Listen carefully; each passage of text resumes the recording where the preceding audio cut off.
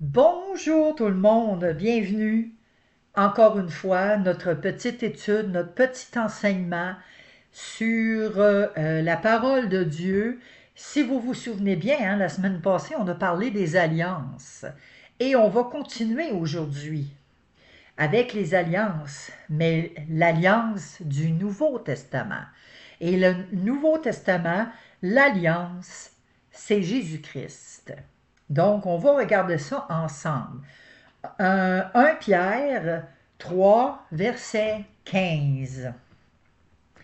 Alors, ça nous dit ici, sanctifiez dans vos cœurs le Christ, le Seigneur, étant toujours prêt à vous défendre devant à vous défendre avec douceur et respect devant quiconque vous demande raison de l'espérance qui est en vous. Alors, on doit sanctifier Jésus.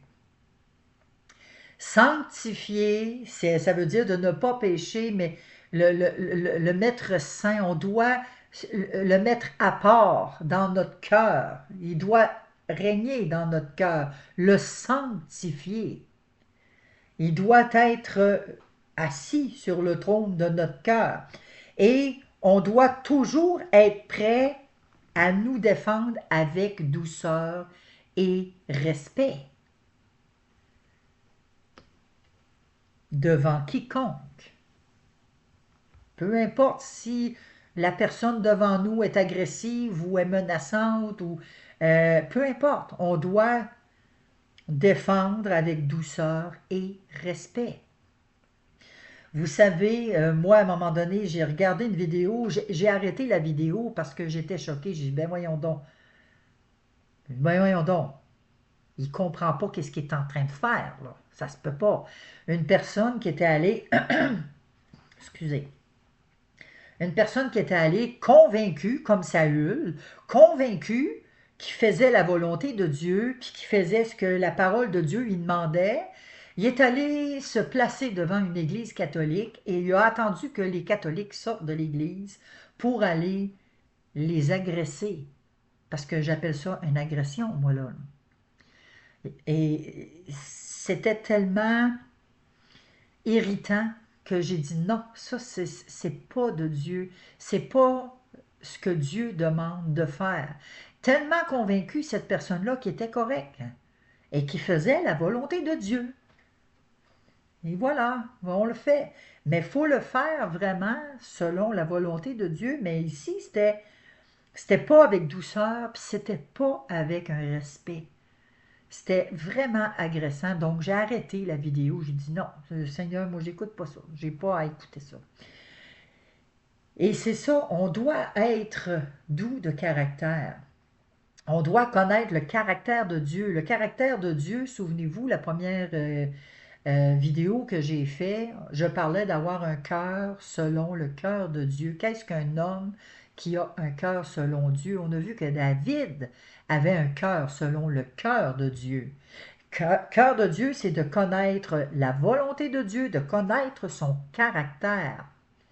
Donc, et là, quand on connaît le caractère de Dieu, qu'on connaît sa volonté, c'est facile après de pouvoir avoir une relation.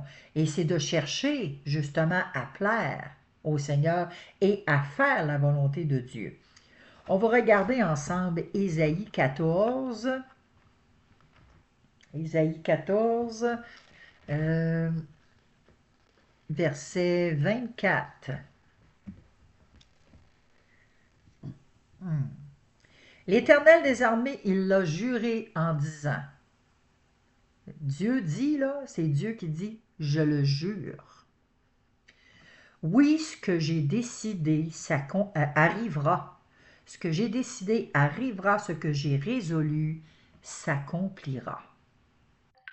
Donc, peu importe qu'on fasse des jeûnes pendant des jours et des jours et des jours, peu importe qu'on s'installe à genoux, qu'on prie, qu'on fait des instances auprès de l'Éternel pour essayer de changer un événement, de changer une situation qu'on sait que la parole de Dieu a dit que ça allait s'accomplir, ça ne changera pas et ça ne s'accomplira pas parce que ici, Dieu le dit, je le jure, ce que j'ai décidé arrivera, ce que j'ai résolu s'accomplira.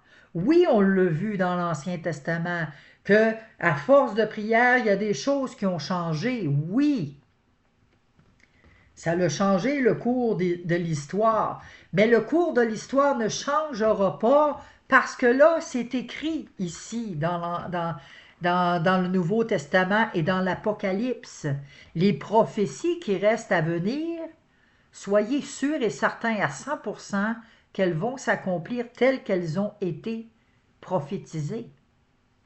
Peu importe si vous jeûnez puis que vous priez pour faire changer le cours de l'histoire, ça n'arrivera pas selon votre volonté, mais ça va arriver selon la volonté de Dieu parce que Dieu l'a décidé.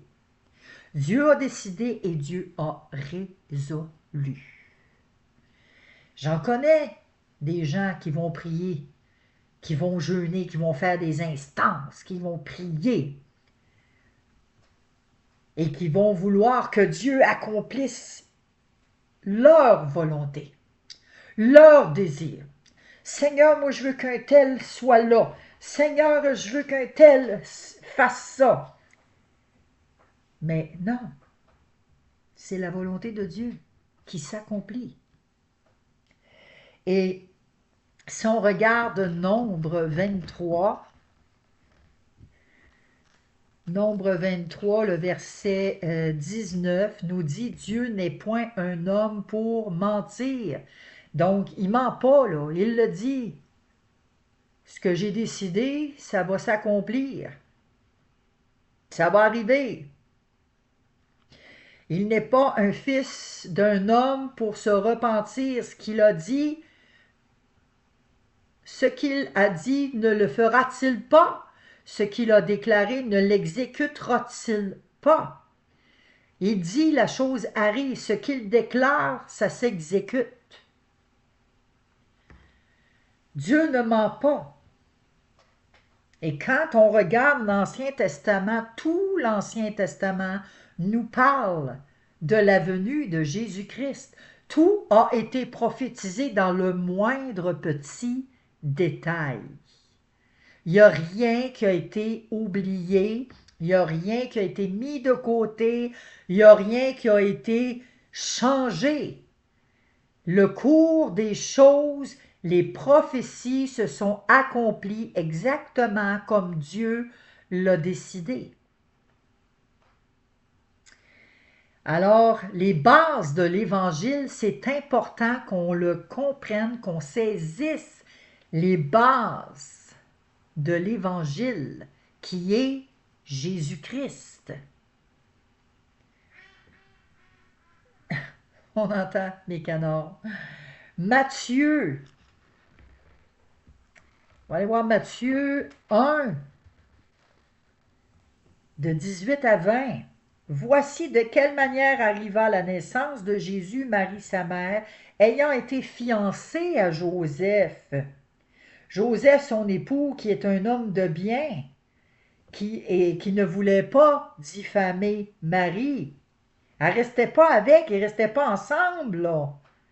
Mais elle s'est trouvée enceinte par la vertu du Saint-Esprit. Il y en a qui ne croient pas ça. Ça ici, c'était un signe qui était annoncé longtemps d'avance dans l'Ancien Testament. Voici, je vous enverrai un signe, une vierge tombera enceinte. Ça avait été prophétisé. Parce que ça n'existe pas une femme qui va tomber enceinte sans avoir la semence d'un homme. C'est impossible. Ça n'a jamais arrivé avant Marie et ça n'arrivera plus jamais non plus. C'était prévu et ça a été prédit par Dieu. Marie est tombée enceinte par la vertu du Saint-Esprit. Elle n'a pas connu un homme, elle était vierge. Et vous savez, les femmes, on a une petite peau. Et quand la petite peau est défoncée, qu'on a une relation sexuelle pour la première fois, on saigne. parce que la peau a été brisée, a été déchirée. Donc, on a beau faire des grossesses in vitro qu'on va mettre dans une seringue, puis on va insérer ça. Mais si on l'insère, on perce la petite peau. Alors, à ce moment-là, on n'est plus vierge. Donc, la Vierge Marie a enfanté et c'était un signe. Dieu l'avait déjà prédit d'avance. Pourquoi Jésus devait-il naître d'une vierge? Ben, c'est pour accomplir la prophétie. 22-23 nous le dit ici. Tout cela arriva afin que s'accomplisse ce que le Seigneur avait annoncé par le prophète. Voici la Vierge sera enceinte, elle enfantera un fils, et on lui donnera le nom d'Emmanuel, ce qui signifie Dieu avec nous. C'était longtemps, 700 ans, environ 700 ans avant que ça a été écrit. Ésaïe 7, 14. Ésaïe 7, 14.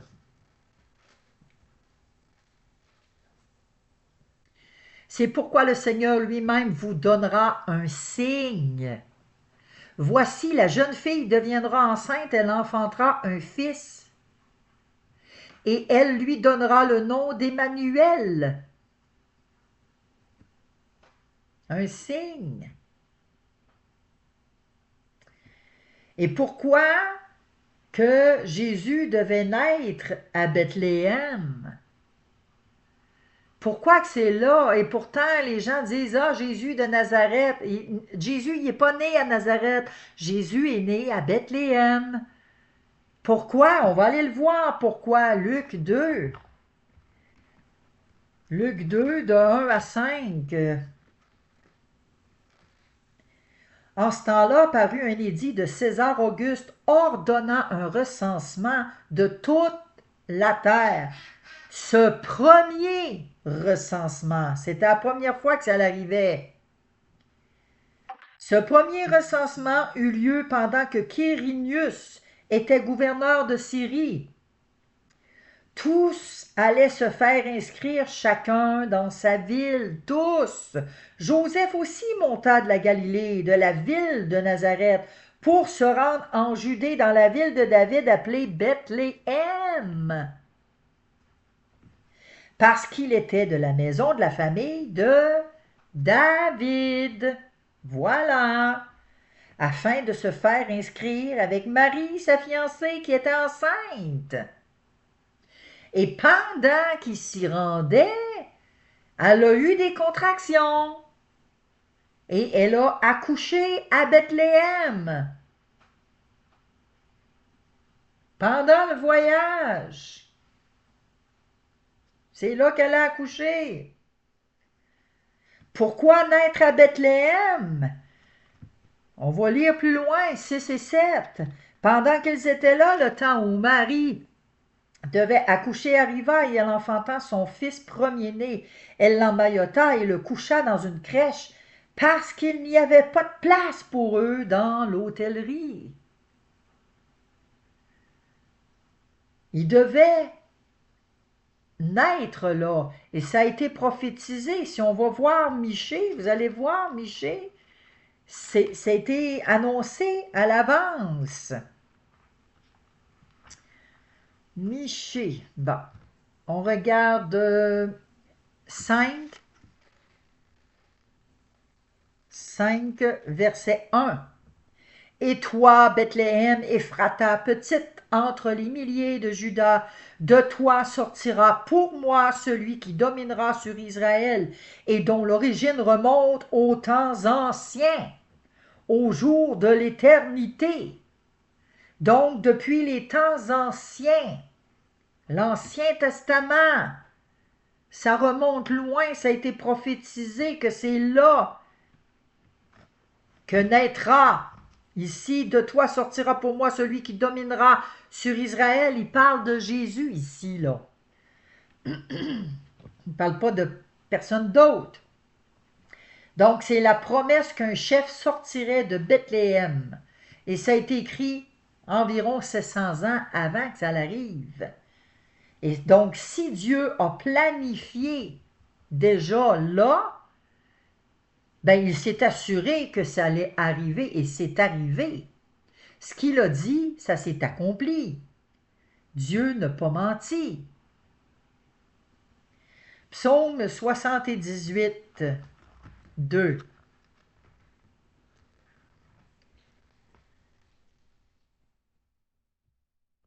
Même on va dire 1 et 2. Mon peuple, ça c'est Asaph, mon peuple écoute mes instructions, prêtez l'oreille aux paroles de ma bouche.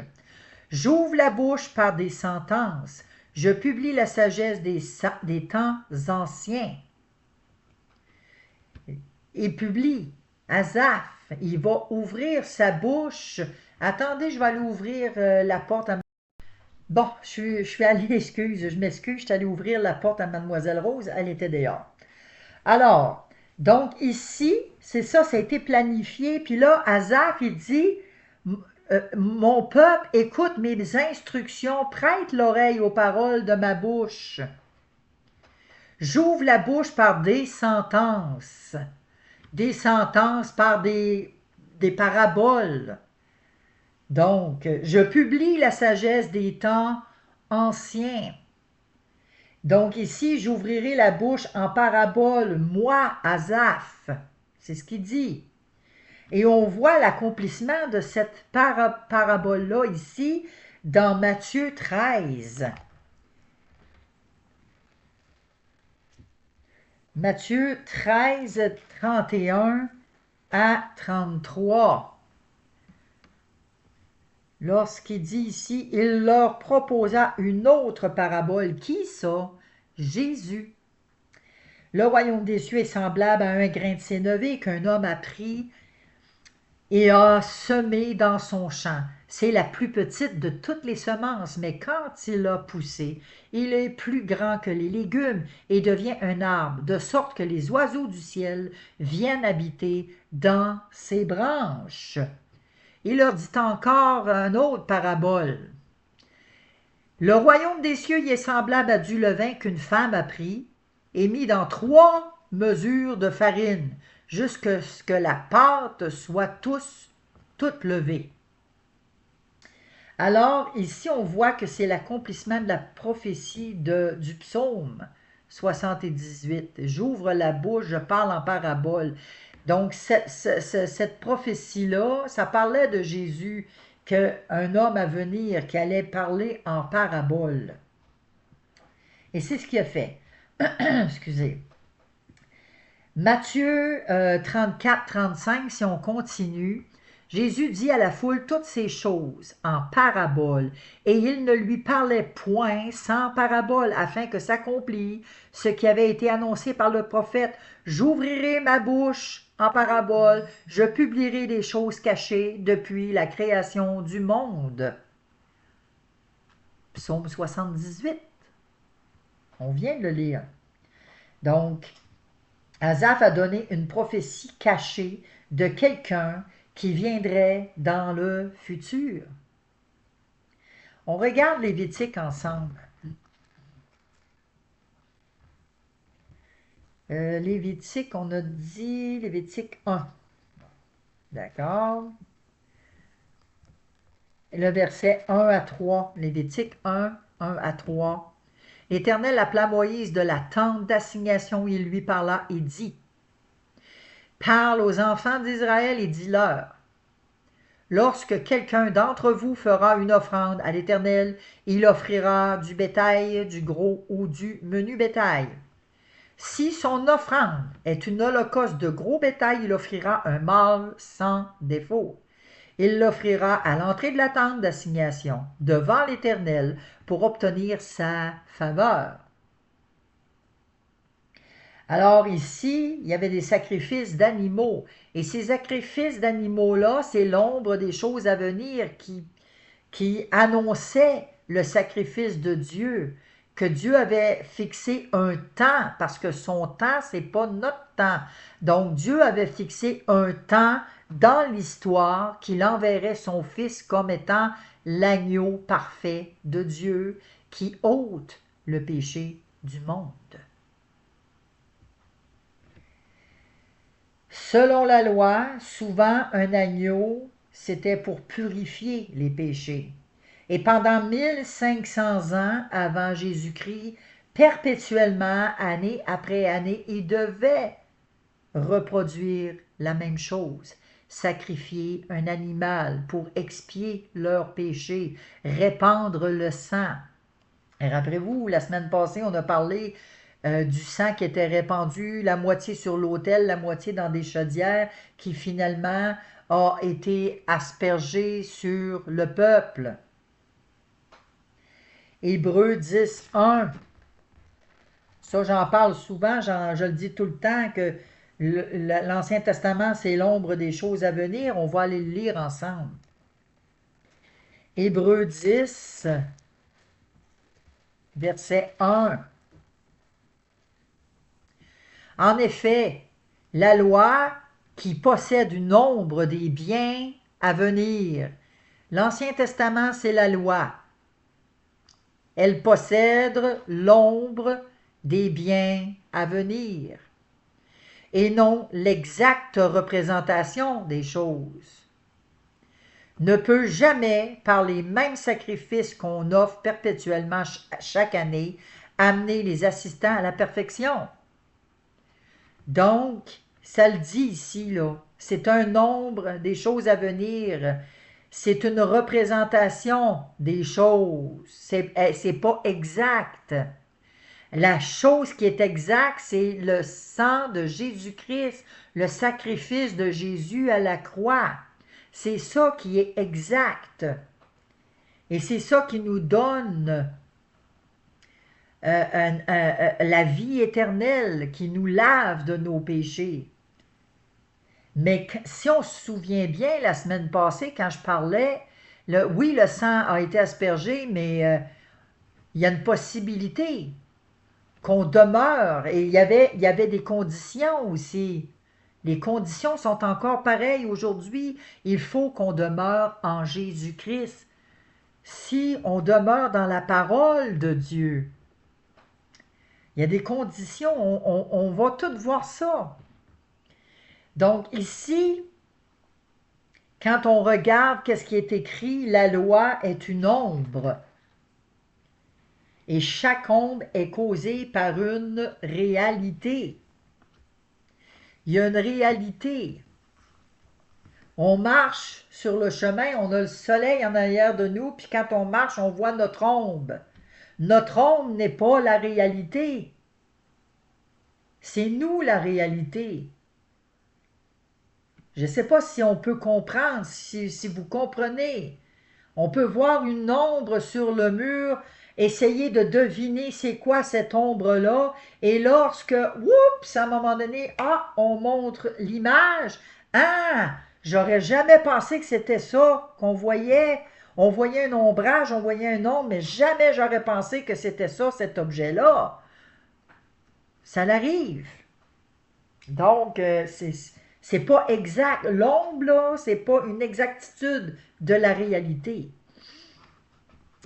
Si la loi est une ombre, quelle est la réalité? C'est quoi la réalité? Jésus est la réalité. C'est lui le réel salut pour l'humanité. La loi contenait des prophéties cachées de Jésus. Jean 19. Allons voir Jean 19 ensemble. Et on va lire le verset 30.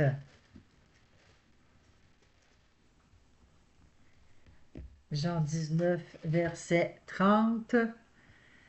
Quand Jésus eut pris le vinaigre, il dit, tout est accompli. Et baissant la tête, il rendit l'esprit. Tout est accompli. Il a terminé tout ce qu'il est venu accomplir sur la terre. Il n'a rien laissé à traîne. Tout, même dans les moindres petits détails. Des fois, j'en entends dire, ouais, mais pourquoi ils n'ont pas donné une éponge imbibée d'eau au lieu d'y donner une éponge imbibée de vinaigre? Parce que le vinaigre était prophétisé dans l'Ancien Testament et Jésus devait accomplir. Il devait boire le vinaigre. Il y en a qui disent, ah ben le vinaigre c'était comme un genre d'anesthésiant pour soulager sa douleur. Non, c'était même pas pour ça. Jésus a pris le vinaigre, il s'est imbibé les lèvres afin que l'écriture fût accomplie. Jean 19, un petit peu plus loin, là on était dans le verset 25, allons voir le 27, verset 28. Après ça, Jésus, qui savait que tout était déjà consommé, dit, afin que l'écriture fût accomplie, j'ai soif. Il y avait là un vase plein de vinaigre. On va lire le 29 parce que je le trouve tellement intéressant. C'est là l'accomplissement. Il y avait là un vase plein de vinaigre. Les soldats en remplirent une éponge et l'ayant fixée à une branche d'hysope, ils l'approchèrent de sa bouche. Quand Jésus eut pris le vinaigre, il dit, tout est accompli. Même le vinaigre. Et baissant la tête, il rendit l'esprit. Le vinaigre a été prophétisé longtemps d'avance. Allons voir le psaume 69. Psaume 69, verset 22. Ils mettent du fiel dans ma nourriture et pour apaiser ma soif, ils m'abreuvent de vinaigre.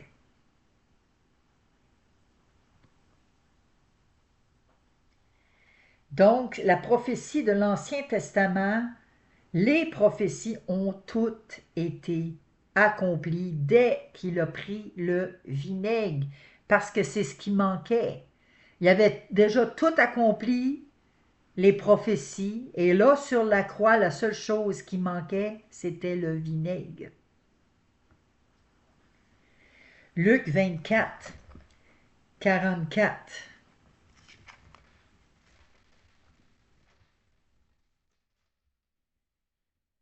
Luc 24, 44. Puis il leur dit, Jésus leur dit, c'est là ce que je vous disais lorsque j'étais encore avec vous, qu'il fallait que s'accomplît tout ce qui est écrit de moi dans la loi de Moïse, dans les prophètes et dans les psaumes. Tout devait s'accomplir à travers Moïse. Tout ce que les anciens, les prophètes, les anciens livres ont dit de moi devait s'accomplir. Les pharisiens puis les scribes, là, dans la synagogue, sabbat après sabbat, ils lisaient les Écritures. Ils connaissaient, ils savaient exactement, mais ils n'ont pas voulu croire. Ils n'ont pas voulu entendre. Ils ont préféré garder leur position. C'est terrible. Qu'est-ce que l'Évangile? C'est quoi l'Évangile? L'Évangile, c'est la bonne nouvelle de Jésus. L'Évangile, là, c'est Jésus qui est venu pour nous montrer le chemin. C'est Jésus qui a fait la volonté de Dieu le Père, qui est venu nous parler du royaume de Dieu. C'est Jésus qui est venu nous montrer le chemin, la vérité et la vie. Il est mort sur la croix pour payer nos péchés. Et il est ressuscité pour nous donner la vie éternelle. C'est ça la bonne nouvelle de l'Évangile. 1 Corinthiens 15. 1 Corinthiens 15, 1, 2. Je vous rappelle, frères, l'Évangile que je vous ai annoncé, que vous avez reçu, dans lequel vous avez persévéré. Lui, là, il annonce l'Évangile qu'il a reçu de qui? De Jésus-Christ. Et là, il dit, dans lequel vous persévérez. Il faut persévérer. Il ne faut pas se croiser les bras, s'asseoir sur le salut. À la moindre petite épreuve qui arrive, qu'on abandonne, oh ben là, c'est ça être chrétien. Non, il faut persévérer ici, là. Et par lequel vous êtes sauvés.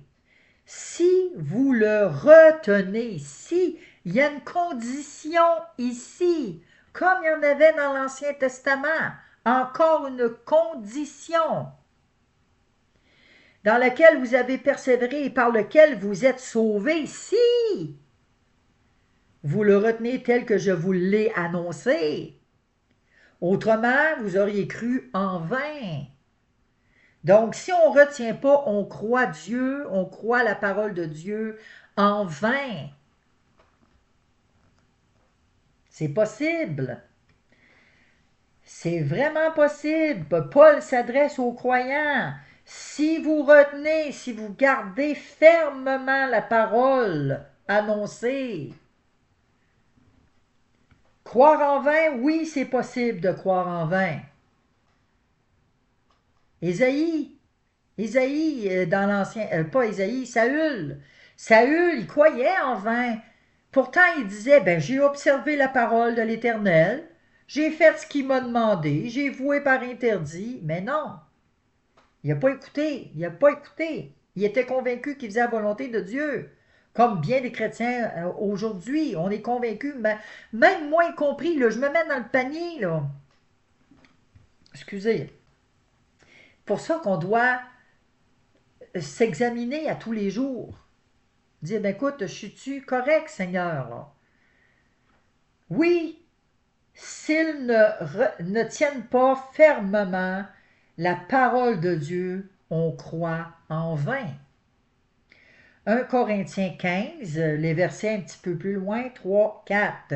Je vous ai enseigné avant tout, comme je l'avais aussi reçu, que Christ est mort pour nos péchés selon les Écritures, qu'il a été enseveli et qu'il est ressuscité le troisième jour selon les Écritures. Ça a été prophétisé d'avance.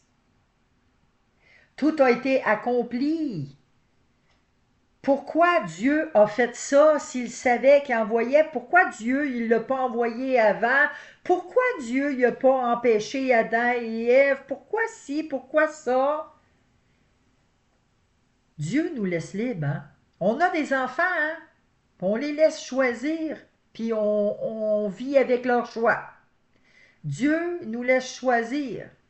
C'est sûr que son cœur est attristé quand on ne le choisit pas. Jean 14. Jean 14, verset 29. Et maintenant, ça c'est Jésus qui parle.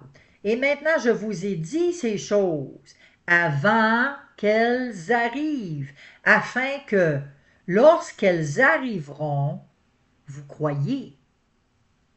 Donc, pourquoi que Jésus a dit telle affaire? Pourquoi? Ça a été prophétisé, ça a été dit, puis on l'a dit à l'avance, là. Puis la journée que ça va arriver, ben vous allez y croire, afin que vous y croyiez.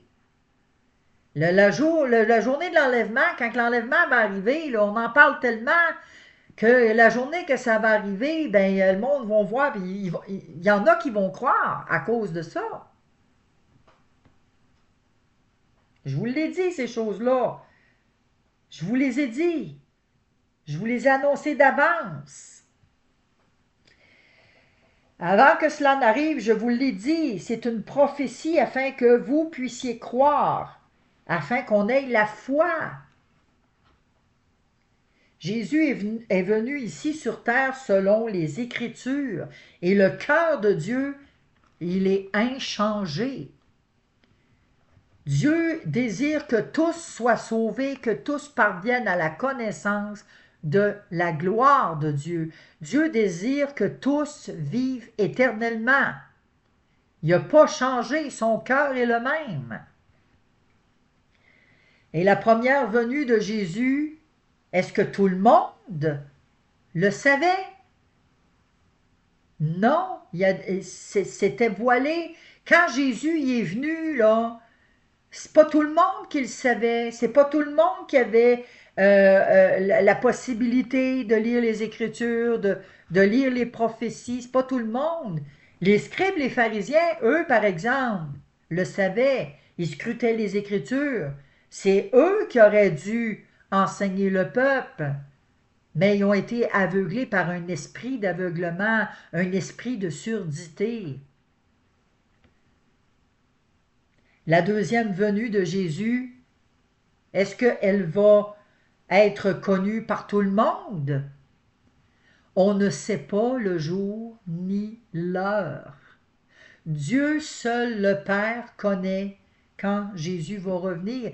Et Jésus le dit dans sa parole qu'il va revenir comme un voleur. Et que si le maître de maison savait quand est-ce que le voleur viendrait, le maître veillerait. Luc 18. Notre mandat, c'est de scruter les Écritures, de veiller, de se conscientiser, puis de dire, écoute, moi, là, je veux être trouvé un sage,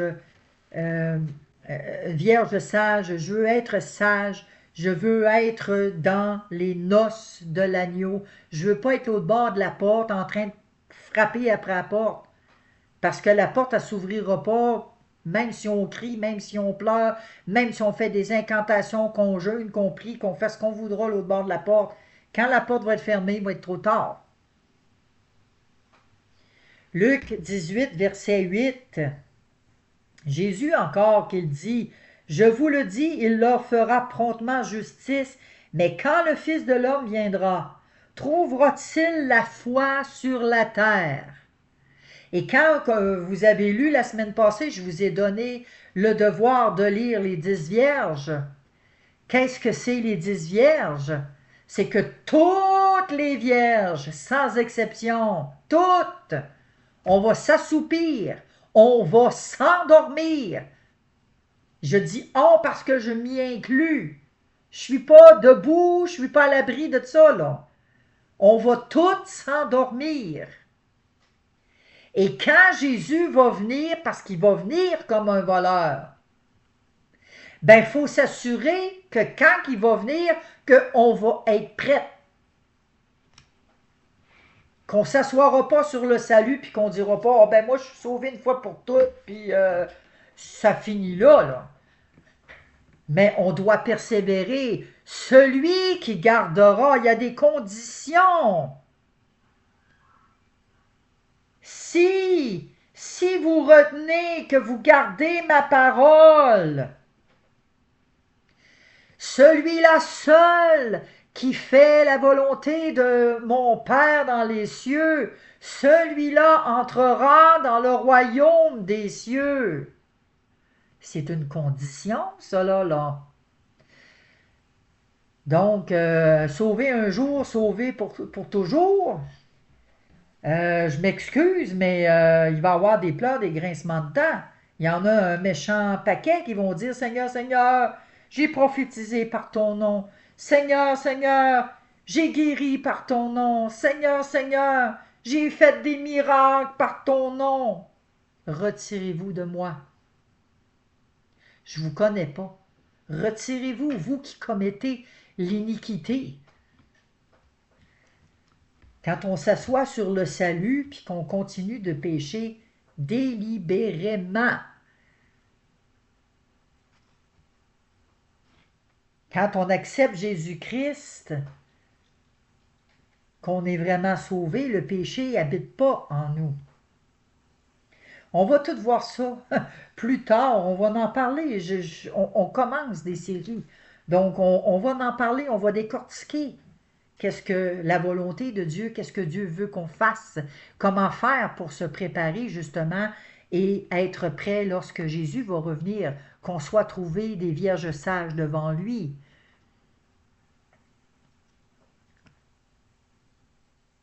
Est-ce que Dieu va trouver la foi encore sur la terre? Qu'est-ce qu'on doit faire? Qu'est-ce que je dois faire? C'est quoi? Sûrement que vous vous êtes posé cette question-là depuis les débuts, mais oui, mais on fait ça comment? Qu'est-ce qu'on fait? Luc 17, 26 à 30. Ce qui arriva, ça c'est Jésus qui parle, ce qui arrivera du temps de Noé arrivera de même au jour du Fils de l'homme. Les hommes mangeaient, buvaient, se mariaient et mariaient leurs enfants jusqu'au jour où Noé entra dans l'arche. Le déluge vint et les fit tous périr. Ce qui arriva du temps de Lot arrivera pareillement. Les hommes mangeaient, buvaient, achetaient, vendaient, plantaient, bâtissaient. Mais le jour où Lot sortit de Sodome, Sodome, une ville de péché, Dieu nous demande de sortir du péché. On demeure assis sur le salut, mais on reste dans le péché. Sors de Sodome. Mais le jour où Lot sortit de Sodome, une pluie de feu et de soufre tomba du ciel, et il les fit tous périr. Il en sera de même le jour où le Fils de l'homme paraîtra.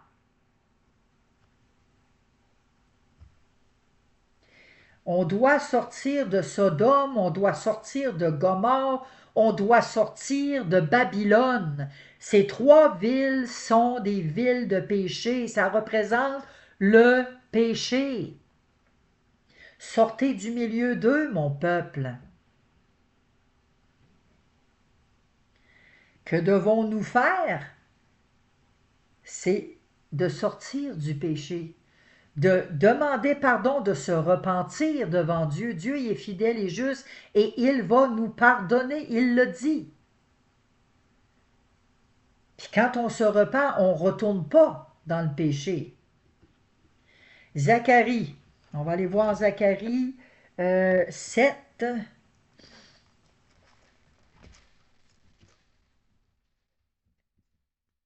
11 à 12. Mais ils refusèrent d'être attentifs. Qui ça qui refusèrent d'être attentifs? Le peuple. Ils refusèrent d'être attentifs, ils eurent l'épaule rebelle, et ils endurcirent leurs oreilles pour ne pas entendre. Ils rendirent leur cœur dur comme le diamant pour ne pas écouter la loi et les paroles que l'Éternel des armées leur adressait par son esprit, par les premiers prophètes.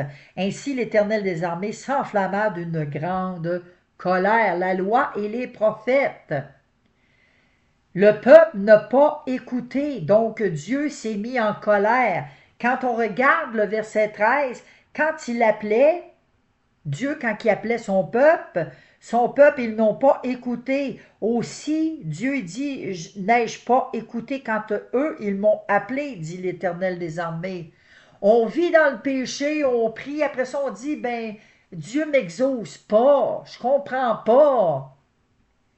Dieu n'écoute pas les prières. Aussi n'ai-je pas écouté quand ils ont appelé, dit l'Éternel des armées. On n'écoute pas Dieu, après ça on s'étonne que Dieu ne nous écoute pas. On vit dans le péché, puis après ça on s'étonne que Dieu ne nous exauce pas. Dans quelle mesure les gens se préparent-ils? On se prépare comment? Combien écoutent la parole de Jésus? Et pourquoi que je fais justement ces petites capsules? Pourquoi moi je suis des cours? C'est-tu pour obtenir un papier, un diplôme, un doctorat? C'est pourquoi? C'est absolument pas pour ça. On fait ce cours-là, je fais ces petites capsules-là dans le but de s'exhorter, dans le but qu'on ait la foi et l'espérance, dans le but qu'on puisse se préparer, qu'on soit des vierges sages. C'est dans ce but-là que je fais les capsules. Alors j'espère sincèrement que ça vous encourage et que ça vous réveille, que ça vous conscientise, que ça vous donne... hey, oui, tu sais, que ça vient vous parler pour dire, écoute, moi, là, il faut que je me prépare. Jésus revient bientôt. Alors, sur ce, je vous souhaite une bonne semaine. La semaine prochaine, on va parler de comment comprendre l'histoire biblique. Soyez bénis tout le monde. Merci.